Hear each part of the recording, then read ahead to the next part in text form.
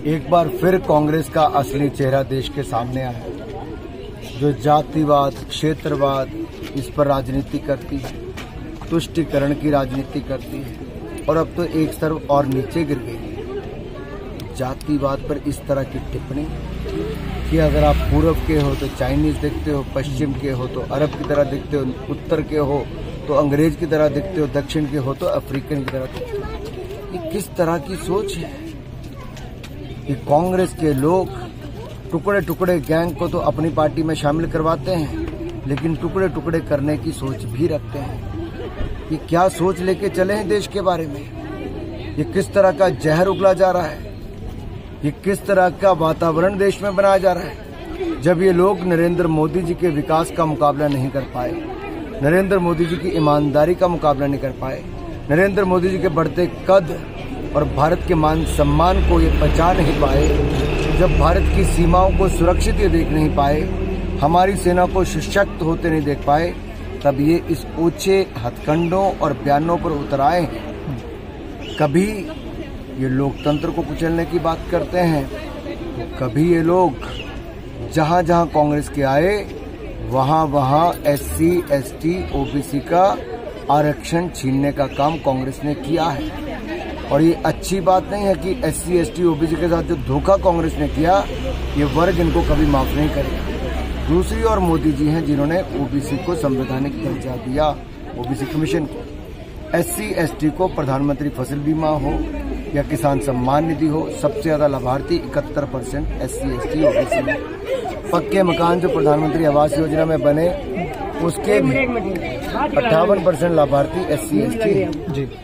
Scholarship scheme से लेकर मुद्रा योजना के 52% से ज्यादा लाभार्थी SC, ST हैं। तो मोदी सरकार में तो पंचतीर्थ भी बने तो डॉक्टर भीमराव अंबेडकर जी के नाम पे बने, नागपुर, मऊ, मुंबई, दिल्ली और लंदन तक में बने। ये है मोदी सरकार। दूसरी ओर है कांग्रेस, जो किसी भी स्तर तक गिर रही है देश को तोड़ने के लिए और किसी एक हिस्से पर राज करने के लिए। तो कांग्रेस की नेत्री से वो तो कहती थी महिला हूँ, लड़ सकती हूँ। कांग्रेस के काउंसलर की बेटी नेहा की दिन दिहाड़े हत्या हुई, चाकू घोंपकर उसका गला रेत दिया गया। निकाह करने से उसने मना किया था, लेकिन तुष्टीकरण की राजनीति, वोट बैंक के चक्कर में कोई कदम कांग्रेस की सरकार ने नहीं उठाया। कर्नाटक की सरकार न्याय नहीं दे पाई, क्या प्रियंका गांधी जी गई? फिर वहीं पे बम धमाका बेंगलुरु में हुआ, आतंकवादी पकड़े नहीं गए, वो NIA ने गिरफ्तार किए, तो वो भी जाके ममता जी की सरकार में वेस्ट बंगाल में जाके उस आराम से सोए हुए थे। तीसरा, कर्नाटक में ही राज्यसभा के उम्मीदवार के जीतने के बाद कांग्रेस के समर्थकों ने पाकिस्तान जिंदाबाद के नारे लगाए, इनका कोई बयान नहीं आया। मैं पूछना चाहता हूं, कांग्रेस के मन में चल क्या रहा है?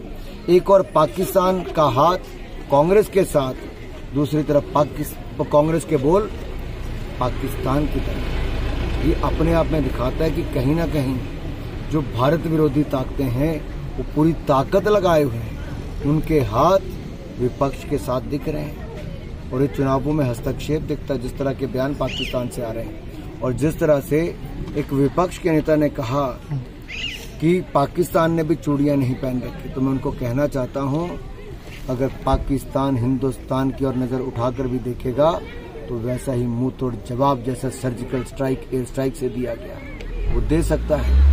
और जो भारत में चूड़ियां पहन के हमारी बेटियां हैं, जो AK-47 लेके आज सरहद की सुरक्षा भी करती हैं, वो भी ऐसे आतंकवादियों को कब्रिस्तान तक पहुंचाने के काबिल है। और ये जो कायराना हमला एक आतंकवादी ने अभी कल परसों किया, हमारी सेना ने आज मुंह तोड़ जवाब दिया और 2 आतंकवादियों को मारकर 72 हुरों के पास भेजने का काम भी किया। मैंने एक बार आपको बड़ा स्पष्ट किया, जो आरक्षण का मुद्दा SC, ST, OBC का है, उनका हक उनको निश्चित तौर पर नरेंद्र मोदी जी की सरकार ने दिलाया। किसी का आरक्षण के साथ कोई छेड़खानी नहीं की गई। यहाँ तक कि इकोनॉमिक वीकर सेक्शन, किसी भी जाति, धर्म, संप्रदाय के हों, उनको भी देने का काम मोदी सरकार ने किया। 10% दिया, किसी ने आज तक दिया नहीं। सबका साथ, सबका विकास किया तो नरेंद्र मोदी जी ने किया। हमारे लिए जाति क्या है? गरीब, युवा, किसान और महिला। और मोदी ने चारों जातियों के बारे में कहा, इनको देश को आगे लेकर जाना है। और गरीब का कल्याण हम सबको करना है, इसलिए हमने 25 करोड़ गरीबों को गरीबी रेखा से बाहर निकाल पाए।